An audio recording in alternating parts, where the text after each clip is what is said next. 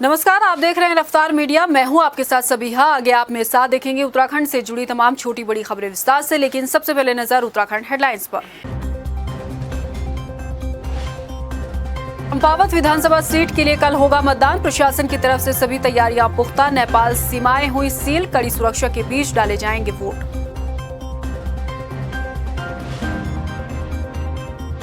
मतदान से पहले सीएम धामी के साथ देखिए एक्सक्लूसिव बातचीत। आम चुनाव से ज्यादा होगा वोटिंग परसेंटेज, कांग्रेस का आरोप। जमकर हुआ आचार संहिता का उल्लंघन। प्लास्टिक मुक्त बनाने का अभियान नगर निगम पर ही पड़ा भारी। बच्चों को दिए गए रिफ्रेशमेंट में प्लास्टिक का खुलेआम इस्तेमाल। ग्राउंड जीरो से देखिए स्पेशल रिपोर्ट। काशीपुर में पति पत्नी के रिश्ते को शर्मसार करने का मामला। सिरफिरे आशिक ने महबूबा के साथ मिलकर रची मर्डर की साजिश। सलाखों के गिरफ्त में आरोप। और सोमवती स्नान के मौके पर धर्मनगरी में श्रद्धालुओं ने लगाई आस्था की डुबकी। प्रशासन के दिखे पुख्ता बंदोबस्त, चप्पे चप्पे पर दिखा सख्त पहरा।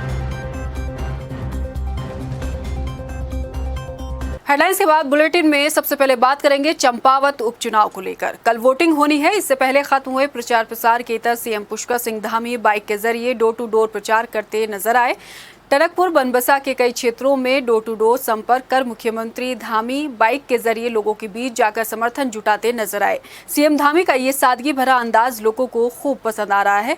पुष्कर सिंह धामी चंपावत से बीजेपी के प्रत्याशी हैं, तो वहीं उनके प्रतिद्वंदी के तौर पर कांग्रेस ने निर्मला गहतोड़ी को मैदान में उतारा है। अब दोनों ही उम्मीदवारों के भाग्य का फैसला कल जनता ईवीएम में कैद कर देगी। हालांकि चुनावी परिणामों के लिए इंतजार 3 जून का करना होगा।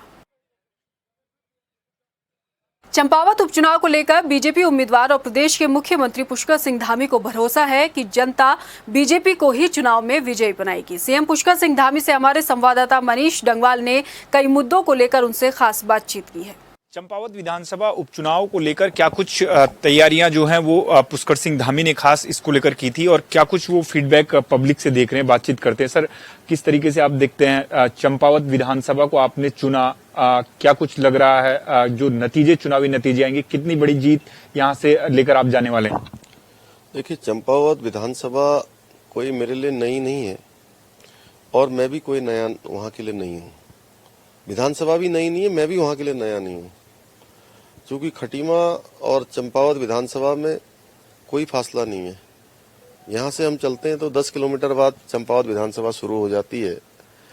और मेरा बचपन इसी शारदा मैया के किनारे बीता है, बड़ा हुआ हूँ, मैं यहीं से खेला हूँ।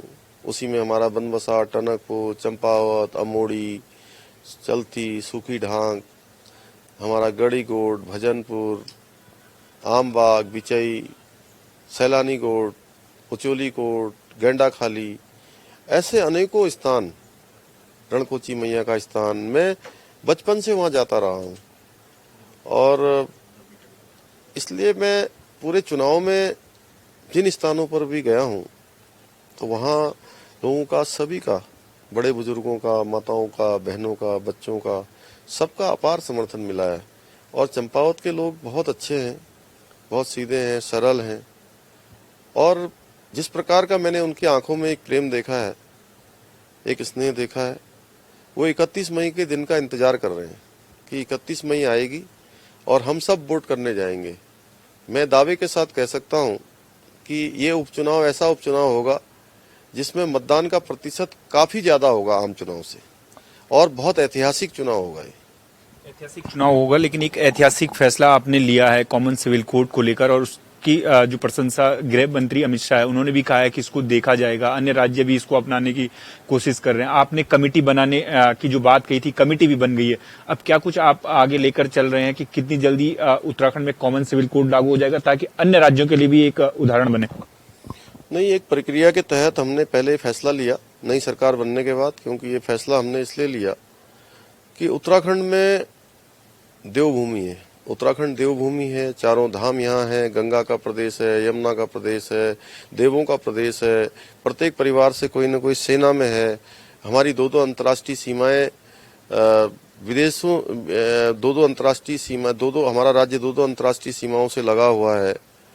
यहाँ पर धर्म, संस्कृति और अध्यात्म इसका एक केंद्र है, हमारा एक अपना यहाँ की संस्कृति है, उन सभी का संरक्षण होना चाहिए। उत्तराखंड में रहने वाले सभी प्रकार के लोग, किसी धर्म के हों, संप्रदाय के हों, किसी पंथ को मानने वाले हों, सबके लिए एक समान कानून होना चाहिए। और इसके लिए हमने पहले से ही संकल्प लिया था। उत्तराखंड की देवतुल्य जनता ने उस पर मोहर लगाई है, 2/3 बहुमत उत्तराखंड के अंदर दिया है। और जब हमने संकल्प लिया था, घोषणा की थी, तो हमारे देश के प्रधानमंत्री मोदी जी जो कहते हैं वो करते हैं, और उनके जो भी फैसले हैं वो उत्तराखंड हो या देश हो, सभी वर्गों के लिए एक समान होते हैं। तो हमने भी ये संकल्प लिया था और इसको हम जल्दी ही लागू करेंगे। उसके लिए हमने कमेटी का गठन कर लिया है। सेवानिवृत्त न्यायाधीश रंजना प्रकाश देसाई, उनकी अध्यक्षता में 5 सूत्री कमेटी हमने 5 सदस्यीय कमेटी हमने बना दी है। वो कमेटी एक ड्राफ्ट बनाएगी और उस ड्राफ्ट को उत्तराखंड की सरकार लागू करेगी। लास्ट सवाल ये कि पहले आपको 6 महीने का समय मिला, उसके बाद आपको फिर दोबारा मुख्यमंत्री बनाया गया, उपचुनाव में आपको जाना था। अब उपचुनाव के नतीजे 3 जून को आ जाएंगे, तो उसके बाद अब क्या कुछ आप प्रदेश के विकास को लेकर मानकर चल रहे हैं कि जो रोड मैप आपने दिमाग में भी खींचा होगा कि हाँ प्रदेश को अब शिखर तक पहुंचाना है, उसके लिए क्या कुछ रोड मैप और क्या कुछ उत्तराखंड की जनता से आप कहेंगे कि जब चंपावत फतेह आप हासिल कर लेंगे तो क्या कुछ आपका एजेंडा होगा?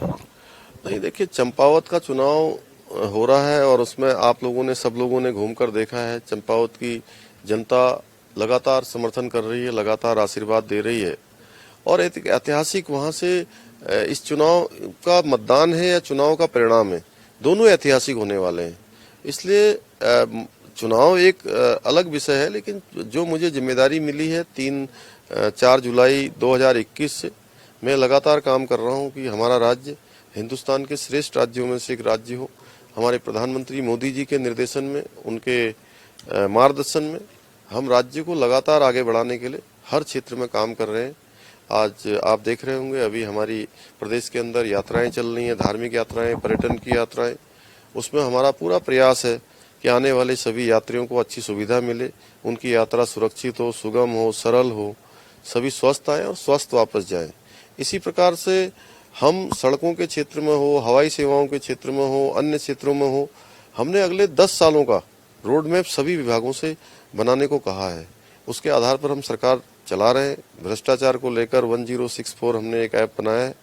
उस पर जो भी शिकायतें आएंगी, शिकायतकर्ता का नाम गोपनीय रखा जाएगा और तत्काल उस पर कार्रवाई होगी। सभी अधिकारी कर्मचारीगण समय से आए, उसके लिए भी हमने समय को ध्यान में रखते हुए समय के पालन के लिए कुछ व्यवस्थाएं की हैं। ऐसे अनेकों कार्य हम लोग कर रहे हैं, जिससे कि हमारे राज्य में आम जनता को सुविधा हो, सामान्य जनता को सुविधा हो। सबकी सहायता के लिए सरकार है, सरकार सबकी सहयोगी है, सरकार सबके साथ साझीदार है। ये संदेश हम उत्तराखंड की देवतुल्य जनता के सामने रखना चाहते हैं। ये मुख्यमंत्री पुष्कर सिंह धामी थे, जिनका साफ तौर से कहना है कि भ्रष्टाचार मुक्त उत्तराखंड को बनाएंगे और जो आम जनता की सरकार है, आम जनता को ये महसूस कराएंगे कि आम जनता की सरकार, और श्रेष्ठ राज्यों में उत्तराखंड को खड़ा करेंगे, उत्तराखंड राज्य श्रेष्ठ राज्यों में बने। इसको लेकर कोशिशें उनकी अब लगातार जारी है। कैमरा पर्सन अरविंद के साथ मनीष जंगवाल, रफ्तार मीडिया। चंपावत विधानसभा सीट पर हो रहे उपचुनाव को सकुशल संपन्न कराने के लिए पोलिंग पार्टियां रवाना हो गई हैं। इससे पहले रविवार को दूरस्थ क्षेत्र के लिए 16 पोलिंग पार्टियां रवाना हुई थी। जिला निर्वाचन अधिकारी डीएम नरेंद्र सिंह भंडारी ने बताया कि चंपावत के सभी बूथों के लिए 135 पोलिंग पार्टियां रवाना की गई हैं। मतदान को सकुशल संपन्न कराने के लिए सुरक्षा के इंतजाम भी पुख्ता हैं।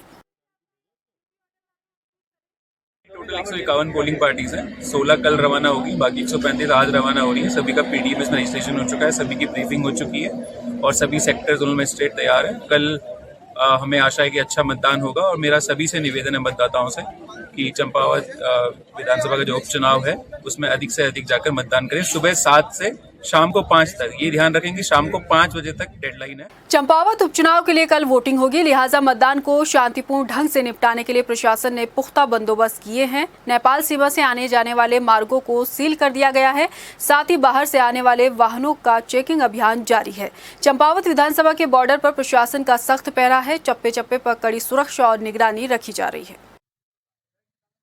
अन्य जो भी सिंपल बूथ है उसमें भी एटलीस्ट कम से कम एक पुलिस का जवान के साथ साथ एक होमगार्ड वहाँ पर रहेंगे। तो सिक्योरिटी का प्रॉपर फुल प्रूफ हमने व्यवस्था रखी है, जिसमें साथ साथ जो सेक्टर पुलिस ऑफिसर है, जोनल पुलिस ऑफिसर है, वो लगातार राउंड पे रहेंगे। बॉर्डर है वो हमने लगभग अब सील कर दिए हैं।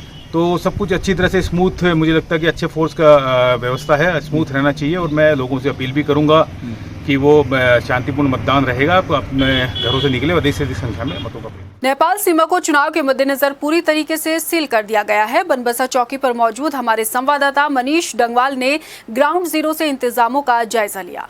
चंपावत विधानसभा चुनाव को लेकर कल सुबह से मतदान शुरू हो जाएगा और इस वक्त जो हम मौजूद हैं आपको दिखाना चाहेंगे कि जो चंपावत विधानसभा है उसी के जो क्षेत्र में हम मौजूद हैं और बनबसा ये जगह और बनबसा थाना जो यहाँ पर है वो आप देख सकते हैं कि यहाँ पर ये है। और ख़ास बात ये कि जो अंतर्राष्ट्रीय सीमा नेपाल है, बॉर्डर है, वो ये एरिया है और जिस तरीके से लगातार जो सुरक्षा है, सुरक्षा के इंतजाम पूरे जो चंपावत विधानसभा क्षेत्र है वहाँ पर कड़े कर दिए गए हैं। और आप देख सकते हैं कि जो अंतर्राष्ट्रीय सीमा नेपाल से मिलता हुआ जो एरिया है, एकमात्र उत्तराखंड का जो यहाँ पर पुल है, जो ये शारदा बैराज जो पुल है, वहाँ पर आप देख सकते हैं कि वहाँ पर हम मौजूद हैं और जो पूरी तरीके से इसे सील कर दिया गया है सुरक्षा की दृष्टि से। और आप देख सकते हैं कि जो आवाजाही का जो स्थान है, यहाँ से वाहन जो चलते हैं, एकमात्र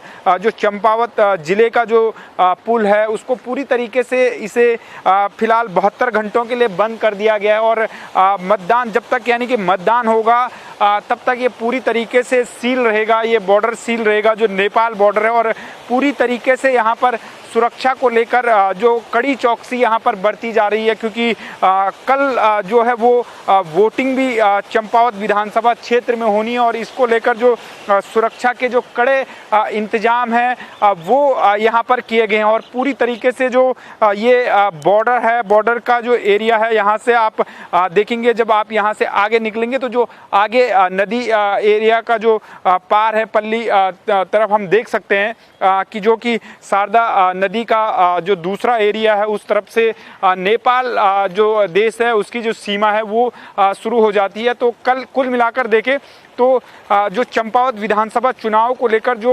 सुरक्षा के मद्देनज़र कड़ी चौकसी बरती जा रही है और तमाम पुलिस फोर्स जहां जो मतदान संपन्न कराने को लेकर लगा हुआ है, वहीं अगर जो ये बॉर्डर का एरिया यहाँ पर जो सीमा सुरक्षा बल है वो पूरी तरीके से मुस्तैद है और पूरी तरीके से आवाजाही जो ये यहाँ पर है वो बंद कर दी गई है। तो कुल मिलाकर जो मतदान है कल सभी की नज़रें उत्तराखंड में भी उसको लेकर लगी हुई हैं कि आखिरकार कितना प्रतिशत मतदान होता है और क्या कुछ जो नतीजे हैं जो 3 जून को आएंगे वो रहेंगे। कैमरा पर्सन अरविंद के साथ मनीष जंगवाल, रफ्तार मीडिया, टनकपुर। 31 मई को चंपावत उपचुनाव के बाद देर रात वापस लौटने वाले पोलिंग और सुरक्षा कर्मियों के लिए डीएम चंपावत नरेंद्र सिंह भंडारी के आदेश पर रहने और खाने पीने की व्यवस्था की गई है। कर्मचारियों ने प्रशासन के जरिए की गई व्यवस्था की काफी सराहना की। की व्यवस्था बहुत बढ़िया रही है। सब पिछले की अपेक्षा तो इस बार जो व्यवस्था की गई है प्रशासन द्वारा चुनाव में बहुत बढ़िया व्यवस्था हुई है। रहने के लिए रात्रि विश्राम गृह और यहाँ जो बेड और जो सोने की व्यवस्थाएं हैं, शौचालय की, सब बहुत बेहतर है। जिला निर्वाचन अधिकारी सर के निर्देशन पे हम लोगों ने इस बार वेलफेयर में जो भी कर्मचारी यहाँ पे रुकना चाहता है उसके लिए हमने लगभग 150 बेडों की व्यवस्था की गई है। 5 कमरे हम लोगों ने यहाँ पे सुरक्षित रखे हैं और उसमें बिस्तर लगी है, कंबल लगे हैं, तकिया लगी है। चंपावत उपचुनाव के प्रचार प्रसार को लेकर कांग्रेस ने बीजेपी पर आरोप लगाया है। कांग्रेस के संगठन महामंत्री विजय सारस्वत ने आरोप लगाते हुए कहा कि बीजेपी सरकार ने खुलेआम आचार संहिता का उल्लंघन किया है। बीजेपी ने प्रचार में हर तरफ अपनी पार्टी के पोस्टर बैनर लगाकर प्रचार किया और प्रशासन मूक दर्शक बना रहा। लोकतंत्र में एक सबसे घातक ये देखने को मिला कि वहाँ पे भाजपा के असंख्य झंडे लगे हुए थे और जो हमारी पार्टी के कार्यकर्ता झंडे लगा रहे थे उन्हें उतार दिया गया। यहाँ तक कि जो कार्यालय में हमने उद्घाटन किया, हमारे अध्यक्ष जी ने, हरीश रावत जी ने और पूर्व विधायक जी ने, उन कार्यालय के जो मालिक थे उन्हें कह के कार्यालय भी खाली कर दिए गए। तो उन्होंने कहा कि हम यहाँ कार्यालय नहीं खोल पाएंगे। और अगर आप चुनाव आचार संहिता की बात करते हैं तो उसकी भी वहाँ धज्जियाँ उड़ी थी। उत्तराखंड के चंपावत विधानसभा सीट के लिए कल मतदान होगा। मुख्यमंत्री पुष्कर सिंह धामी के चुनावी मैदान में होने को लेकर चंपावत की जनता का क्या कुछ कहना है, इसको लेकर भी हमारे संवाददाता मनीष डंगवाल आम जनता के बीच पहुंचे और उनकी राय जानी। उत्तराखंड की चंपावत विधानसभा सीट को लेकर कल मतदान होना है और मुख्यमंत्री पुष्कर सिंह धामी यहां पर चुनावी मैदान में है। आप देख सकते हैं कि जो बनवसा जो मार्केट है वहां पर हम मौजूद हैं और अगर मार्केट की बात भी करें तो पूरी तरीके से जो भाजपा मई ये मार्केट नज़र यहां पर आ रहा है और भाजपा के तमाम जो झंडे हैं वो यहां पर देखे जा सकते हैं। जो चुनाव चिन्ह भाजपा का है वो यहाँ पर देखने को मिल रहा है और जितना भी हम अभी तक घूमे हैं कहीं पर हमें कांग्रेस का कोई जो चुनावी चिन्ह है या कोई पोस्टर बैनर है वो नज़र नहीं आया।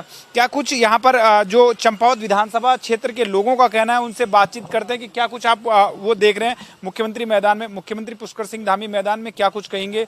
क्या आपको लगता है कि जो चंपावत के विकास के लिए कितना ज़रूरी है? बहुत ज़रूरी है। पुष्कर सिंह धामी के बनवसा क्षेत्र से लड़ने से बनवसा क्षेत्रवासी पूरे चंपावत को इतनी खुशी है कि जिसकी कोई आप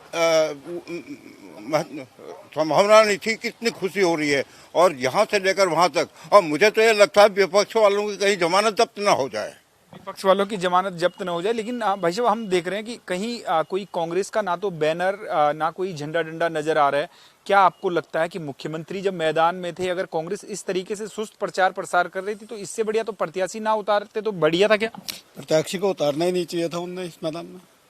ये बिल्कुल ही निर्विरोध धामी जी यहाँ से चुनाव जीतना चाहिए था, निर्विरोध होना चाहिए था उन्हें। और जो इनने प्रत्याशी उतारा इनने गलत किया, उसकी तो जमानत जब्त हो जाएगी। जमानत जब्त हो जाएगी। आपसे जानना चाहूँगा, युवा आप हैं, क्या आपको लग रहा है, चुनाव आपने पहले भी देखे होंगे लेकिन इस बार का जो चुनाव है किस तरीके से आप देख रहे हैं? क्योंकि पहले मुकाबला भाजपा कांग्रेस में देखा जाता था लेकिन इस बार तो एक तरफा नजर आ रहा है। बिल्कुल एक तरफा है इस बार चुनाव और ये जिला और ये विधानसभा पूरी कांग्रेस मुक्त हो चुकी है और मुख्यमंत्री जी का पूरा एक तरफा माहौल है इस बार और बिल्कुल जीत भी इस बार, नारा भी है 60,000 पार और यही हमें लगता है और पूरी क्या कहते हैं धामी जी का हम समर्थन करेंगे। जो गलती खटीमा में हुई थी वो गलती यहाँ नहीं दोहराई जाएगी और धामी जी यहाँ से अब की बार 60,000 पार और सीधे विधानसभा में मुख्यमंत्री के रूप में यहाँ से जाएंगे। और क्या कहते हैं और हम यही चाहेंगे कि उसके बाद धामी जी यहाँ का चहुमुखी विकास करें और यहाँ पूरा विकास हो ताकि उनको हमें भी यहाँ से खुशी हो। ये तमाम आप ये जो लोग थे चंपावत विधानसभा क्षेत्र के, सीधे तौर से आप देख सकते हैं कि उत्साह उनमें नजर आ रहा है और साफ तौर से उनका कहना है कि ये एक अच्छी बात है कि पुष्कर सिंह धामी चंपावत विधानसभा सीट से चुनावी मैदान में है और वो इस बार के लिए ही नहीं अगले 20 सालों के लिए भी यहाँ से मुख्यमंत्री चुनने जा रहे हैं। कैमरा पर्सन अरविंद के साथ मनीष डंगवाल, रफ्तार मीडिया, टनकपुर। राज्यसभा सीट के लिए बीजेपी ने उम्मीदवार के तौर पर कल्पना सैनी को चुन लिया है। कल्पना सैनी को उम्मीदवार बनाकर भाजपा ने पिछड़े वर्ग को साधने की कोशिश की है। राज्यसभा पहुंचने वाली कल्पना सैनी तीसरी महिला होंगी। राज्यसभा सीट के लिए चुनाव 10 जून को होगा। हरिद्वार में सोमवती स्नान के मौके पर आस्था की डुबकी लगाने के लिए श्रद्धालुओं की भारी भीड़ उमड़ी नजर आई। आपको बता दें कि पौराणिक ब्रह्म कुंड में रात 12 बजे से ही श्रद्धालुओं का मजमा लगना शुरू हो गया था, तो सुरक्षा व्यवस्था के मद्देनजर प्रशासन की तरफ से पुख्ता बंदोबस्त दिखाई दिए। पूरे मेले क्षेत्र को 5 सुपर जोन, 16 अन्य जोन और 39 सेक्टर में बांटा गया। स्नान के लिए दूर दराज से धर्मनगरी पहुंचे श्रद्धालुओं में अटूट आस्था दिखाई दी। सोमवती स्नान का महत्व क्या है, आइए आपको सुनाते हैं। जब भी कोई भी अमावस्या सोमयुक्ता हो जाएगी, अर्थात सोमवार के दिन अमावस्या पड़ेगी, उसको सोमवती अमावस्या कहते हैं। हर अमावस्या बड़ी पुण्यदायी है, स्नान के लिए बड़ी पुण्यदायी है, पितृ कार्य के लिए बड़ी उत्तम बताई गई है। जो व्यक्ति अपने पितरों के निमित्त श्राद्ध कर्म करता है उसके पितरों को अनंत काल के लिए तृप्ति प्रदान होती है। हम लोग इवेलुएट कर लिए थे कि भीड़ ज़्यादा आएगी और उसको ध्यान में रखते हुए काफ़ी मात्रा में फोर्स की डिमांड भी की गई थी और फोर्स हमें मिली भी है। इसको 5 सुपर जोन में, 15 जोन में और 39 सेक्टर में इसको डिवाइड किया गया है, जिससे कि सुचारू रूप से जो श्रद्धालु हमारे आ रहे हैं उनको नियंत्रित करते हुए स्नान करा के उनके गंतव्य पे वापस भेजा जा सके। राजधानी देहरादून में शहर को प्लास्टिक मुक्त बनाने के लिए नगर निगम ने अभियान चलाया। अभियान में कई स्कूली बच्चों समेत उनके अभिभावकों ने भी हिस्सा लिया, जिसमें बच्चों और अभिभावकों ने 2000 किलो से ज्यादा प्लास्टिक इकट्ठा किया। नगर निगम की जारी इस मुहिम में बच्चों को इस पहल के लिए सम्मानित भी किया गया। आपको बता दें कि नगर आयुक्त मनोज गोयल ने अभियान में हिस्सा लेने वाले बच्चों की सराहना की। वहीं मेयर सुनील उनियाल गामा ने अभियान को आगे भी जारी रखने की बात कही। करीब 2 महीने से नगर निगम के द्वारा ये प्लास्टिक मुक्त अभियान चलाया जा रहा है, जिसके अंदर जो हमारे बच्चे हैं और जो हमारे स्कूल्स के माध्यम से उनको प्रेरित किया जा रहा है कि प्लास्टिक का एक तो उपयोग कम करें और दूसरा जो भी प्लास्टिक का उपयोग करते हैं तो उसका जो डिस्पोजल है ये सबसे महत्वपूर्ण है। उसका डिस्पोजल जो है रिस्पॉन्सिबली करें, उसको यदा कदा इधर उधर ना फेंका जाए, उसको सही तरीके से डिस्पोज किया जाए। तो इस क्रम में बच्चों ने बहुत आगे बढ़ के इस कार्यक्रम में सहयोग दिया है। अभी हम लोगों को जागरूक कर रहे हैं, अभी हम निवेदन कर रहे हैं। जैसे पिछली बार हमने चरणबद्ध कार्यक्रम ये चलाया था, ऐसे हम चरणबद्ध कार्यक्रम चलाएंगे और जब इसमें एक समय सीमा तय होने के बाद जो है जो प्लास्टिक का प्रयोग करेगा उसमें जो है जुर्माने का प्रावधान भी करेंगे। वहीं एक तरफा जहां नगर निगम बच्चों को प्लास्टिक को लेकर जागरूक कर रहा था, तो वहीं दूसरी तरफ अभियान को पलीता लगाने का काम भी खुद ही नगर निगम करता नजर आया। अभियान में शामिल हुए बच्चों को नगर निगम की तरफ से दिए गए रिफ्रेशमेंट में प्लास्टिक की पैकिंग का यूज किया गया।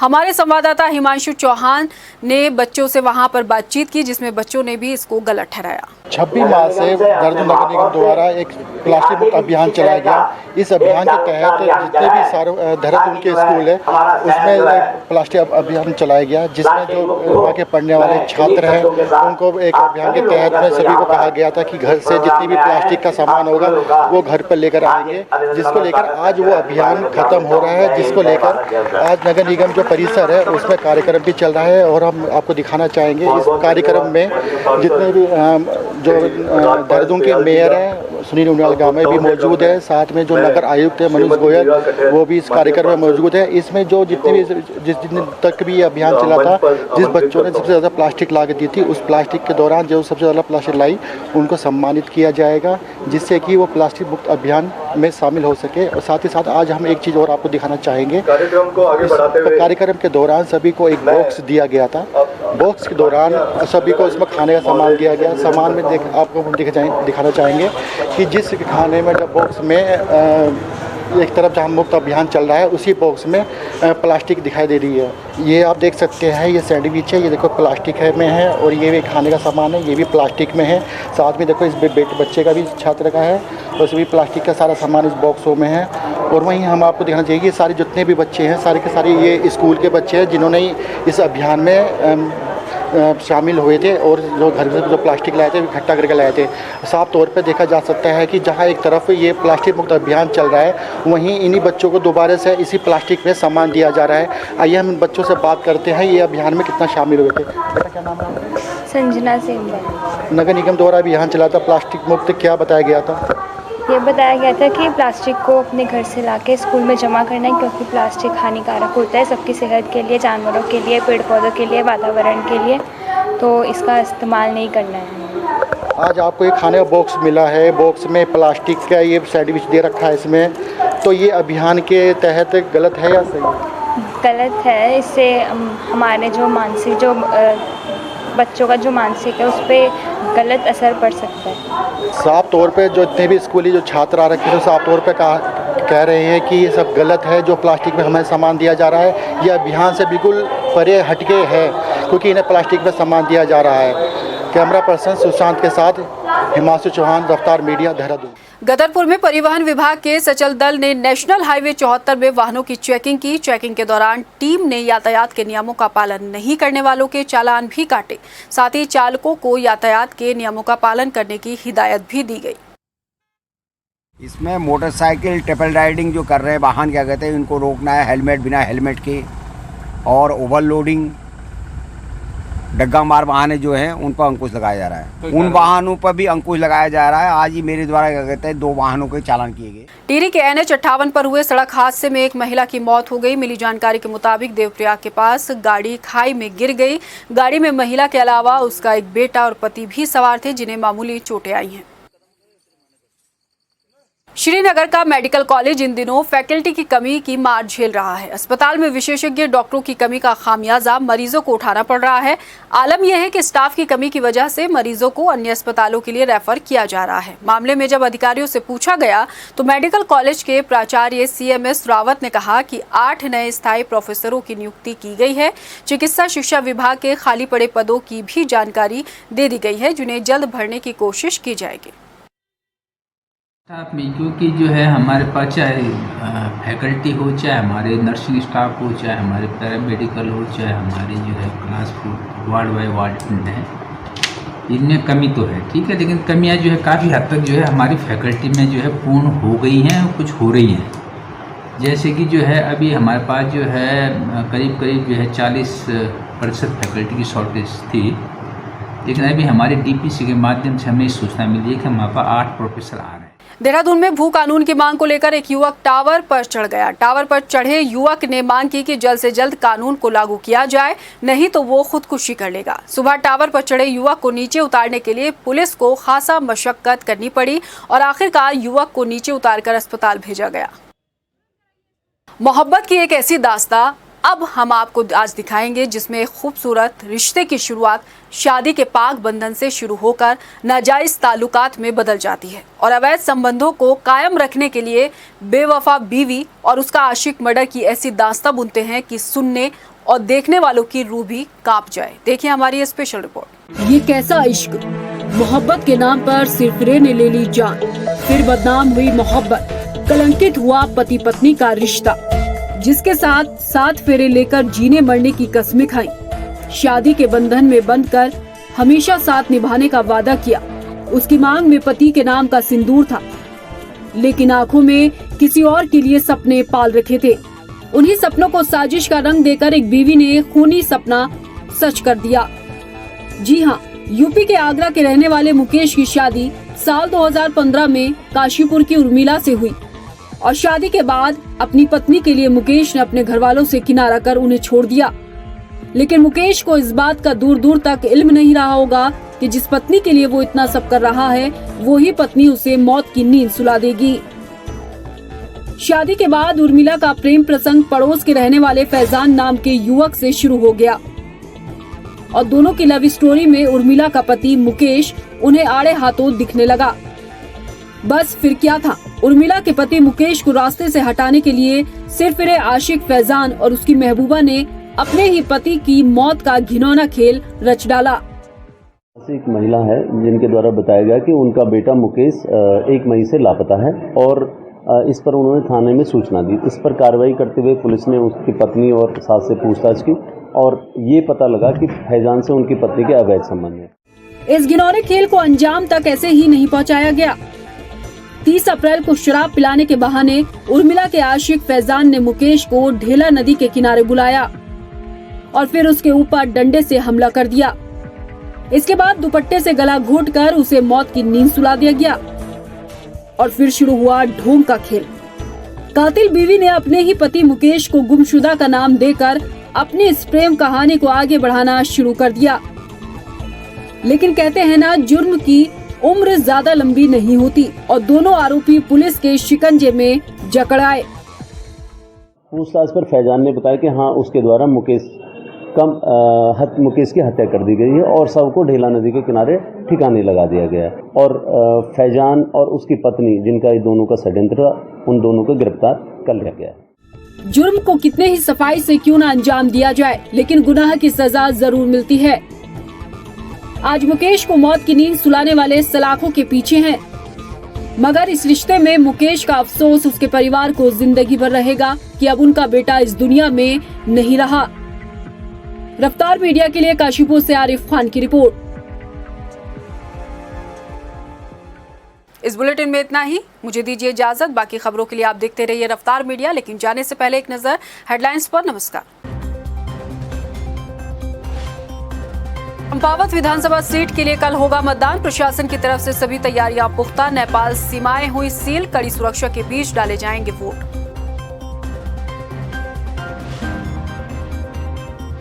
मतदान से पहले सीएम धामी के साथ देखिए एक्सक्लूसिव बातचीत। आम चुनाव से ज्यादा होगा वोटिंग परसेंटेज, कांग्रेस का आरोप, जमकर हुआ आचार संहिता का उल्लंघन। प्लास्टिक मुक्त बनाने का अभियान नगर निगम पर ही पड़ा भारी, बच्चों को दिए गए रिफ्रेशमेंट में प्लास्टिक का खुलेआम इस्तेमाल। ग्राउंड जीरो से देखिए स्पेशल रिपोर्ट। काशीपुर में पति पत्नी के रिश्ते को शर्मसार करने का मामला। सिरफिरे आशिक ने महबूबा के साथ मिलकर रची मर्डर की साजिश, सलाखों के गिरफ्त में आरोप। और सोमवती स्नान के मौके पर धर्मनगरी में श्रद्धालुओं ने लगाई आस्था की डुबकी। प्रशासन के दिखे पुख्ता बंदोबस्त, चप्पे चप्पे पर दिखा सख्त पहरा।